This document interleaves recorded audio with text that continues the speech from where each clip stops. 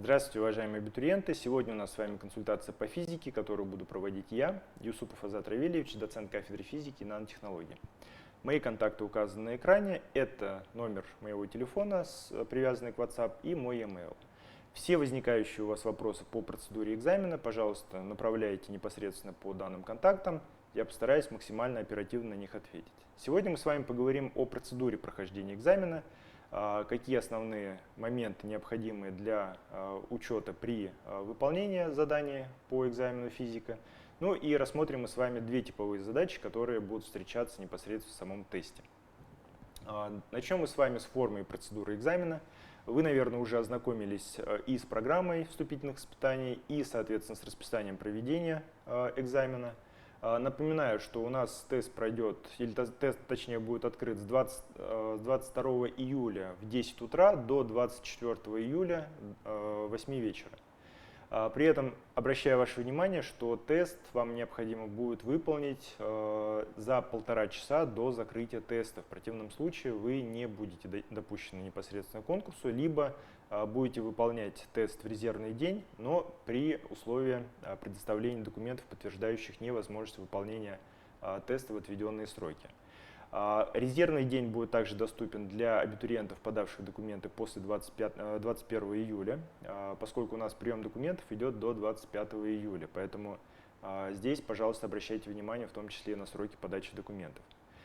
Тест по физике, он является вступительным испытанием на многие направления по Институту физики, математики, цифровых и нанотехнологий, поэтому те, кто выбрал данный тест, они, соответственно, претендуют на направления, которые у вас выбраны в качестве основных или дополнительных. Так, идем дальше. По процедуре проведения экзамена. Я еще раз хотел бы напомнить, потому что об этом вам уже говорили. Сейчас несколько слов о том, как будет проходить сам экзамен и что для этого нужно. Во-первых, еще раз напоминаю, что логин и пароль вам уже, скорее всего, выслали, потому что логин и пароль для проведения экзаменов, он один на все экзамены. Соответственно, обращаю ваше внимание, что если вы вдруг его не получили, проверьте, пожалуйста, папку спам, потому что могло это письмо оказаться в этой папке. Ну и еще один важный момент. Логин и пароль для прохождения экзамена является иным, нежели тот, который вы установили в качестве вашего логина и пароля в личном кабинете. На это, пожалуйста, обращайте внимание. После того, как вы подготовились к прохождению теста и прошли, соответственно, по ссылке для выполнения теста, необходимо будет поменять временный пароль на логин и пароль, полученный вами, после чего вы начинаете процедуру прохождения теста. Обращаю ваше внимание, что личный кабинет. В личном кабинете у вас указано расписание ваших экзаменов, соответственно, вы видите и сроки открытия теста, ну и по ссылке, которая будет у вас в личном кабинете, вы можете пройти для прохождения экзамена. Но еще раз обращаю внимание, следите за тем, чтобы вы вбили не временный пароль, а пароль тот, который вам пришел на ваш e-mail для выполнения теста. Ну и после запуска обращайте внимание, что время выполнения у вас ограничено, его остановить нельзя, поэтому у вас ровно 60 минут на выполнение теста, после чего тест будет закрыт, и результат, который у вас отобразится, будет основан на тех задачах, которые вы успели решить за установленное время.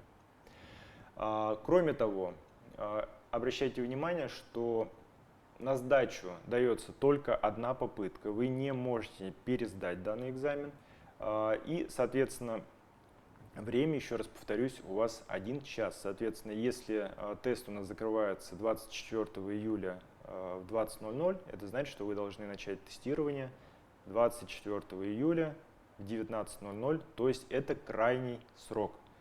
В противном случае вы не будете участвовать в конкурсе, если не успеете вовремя выполнить данное тестирование.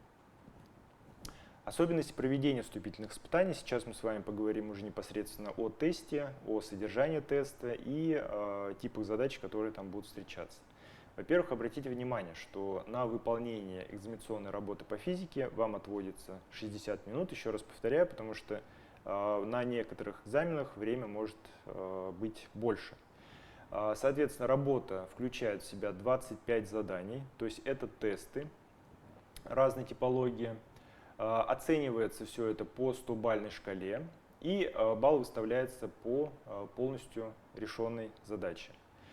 Кроме того, обратите внимание, эта выписка сейчас сделана из программы вступительных испытаний, но по понятным причинам у нас сейчас форма проведения экзамена только одна, это дистанционная форма. Поэтому обратите внимание на те технические требования к средствам проведения тестирования, они у вас должны быть все включены и, соответственно, при выполнении тестирования должны быть в том числе и учтены. Поступающие с ограниченными возможностями здоровья, они могут воспользоваться увеличенным временем, но не более чем на 1,5 часа. Это тоже очень важный момент, поэтому обращайте на это внимание при, в том числе, выполнении данного теста. Перечень разделов для подготовки на вступительных испытаниях по предмету физика. Обратите внимание, здесь представлены 4 основных раздела. Это механика, молекулярная физика и термодинамика, электричество и магнетизм, оптика, атомная и ядерная физика. Эти разделы они являются, в общем-то, основными по экзамену физика. Механика у нас включает и кинематику, и динамику. И, соответственно, при выполнении тестов обращайте внимание на, соответственно, раздел и условия задачи. Но сейчас я буквально несколько слов скажу о самой процедуре проведения экзамена, потому что тесты в основном 2 типов, то есть это когда вы выбираете правильный ответ из предложенных, либо вписываете правильный ответ в соответствующее поле. Обратите внимание, сейчас здесь представлены 2 задачи, которые вы также, наверное, уже видели в программе вступительных испытаний. В частности, газ в тепловом двигателе получил количество теплоты 300 джоуль и совершил работу 36 джоуль. Как изменится внутренняя энергия газа? Здесь предложены 4 варианта ответа, то есть либо уменьшилась, либо увеличилась на соответствующую величину. Но если мы вспомним правила и общие, в общем-то, методы решения задач по данному разделу, то, в принципе, можно, наверное, сразу записать первый закон термодинамики, который здесь на слайде вы видите, Q равняется дельта U плюс А. Ну и поскольку тепло, сообщенную газу, идет на совершение работы и изменение внутренней энергии, то мы можем с вами выразить отсюда изменение внутренней энергии как Q минус А. Соответственно, получается 264 джоуля. Это ответ данной задачи. Но нам нужно ответить на вопрос, увеличится или уменьшится. В данном случае у нас речь идет об увеличении внутренней энергии, соответственно, правильный ответ в данной задаче – это ответ номер 3, увеличилась на 264 джоуля. Следующая задача, она приведена уже как пример того, что нужно делать, на что нужно обращать внимание при решении задач такого типа. Давайте мы ее зачитаем. Модуль напряженности электрического поля в плоском воздушном конденсаторе емкостью 50 микрофарад равен 200 вольт на метр. Расстояние между пластинами конденсатора 2 мм. Чему равен заряд этого конденсатора? Ответ выразите в микрокулонах. Обратите внимание, что здесь подчеркивается, в какой форме нужно выразить ответ. Потому что если вы решаете задачу и записываете ответ в кулонах, то в этом случае ответ ваш будет неверным. Поэтому, когда мы решаем задачу, нужно ответ, конечный ответ привести уже непосредственно в микрокулонах, для того, чтобы у вас ошибки не было.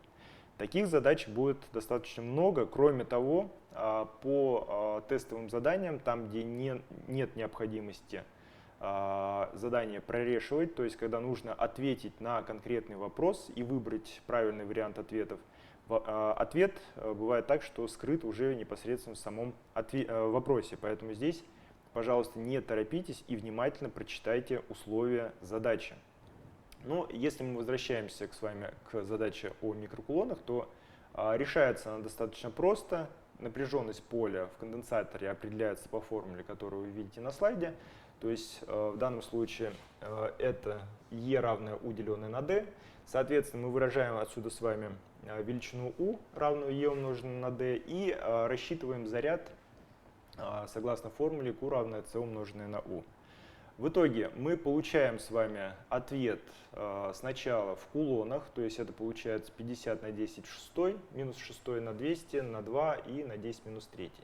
И, соответственно, после того, как мы прорешаем с вами эту задачу, у нас получится 20 на 10 минус 6 степени. Соответственно, для того, чтобы дать ответ в микрокулонах, мы с вами представляем результат в следующем виде: 20 микрокулон. Поэтому здесь правильный ответ будет 20. То есть здесь обратите внимание еще раз, что условие задачи подчеркивается, что ответ необходимо дать в микрокулонах. Если вы даете ответ в милли или в нано или в каких-то других единицах, то в этом случае ответ ваш будет неверен. В принципе, это все, что касается требований и типов задач, которые мы с вами сейчас рассмотрели, относящихся непосредственно к экзамену по физике. Я надеюсь, что вопросы, которые у вас возникнут, вы зададите мне уже непосредственно по тем контактам, которые я указал на первом слайде. Спасибо за внимание. Готов буду ответить на любые ваши вопросы.